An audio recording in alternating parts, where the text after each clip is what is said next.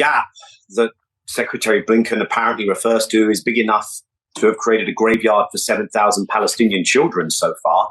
The carefully chosen words, I don't think, are going to impress, whether it's Palestinians, whether it's the rest of the world that is watching in real time rank American and Western hypocrisy. Most importantly, and to answer your question, Lucy, I don't think it's going to impress the Israelis, no, because words and policy have to be aligned.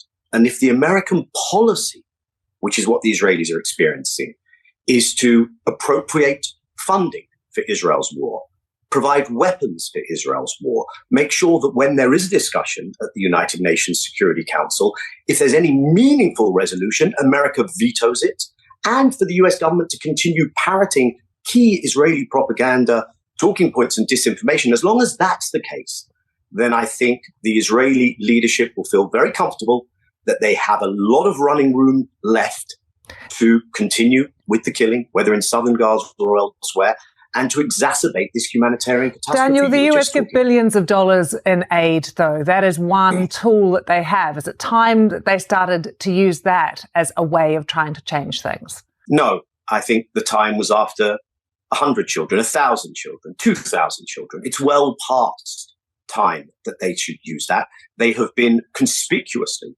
unwilling to deploy that leverage. And I do not think things will really change until whatever effort they are making in private is matched by what Israel will actually have to pay attention to, which is a willingness to change the policy.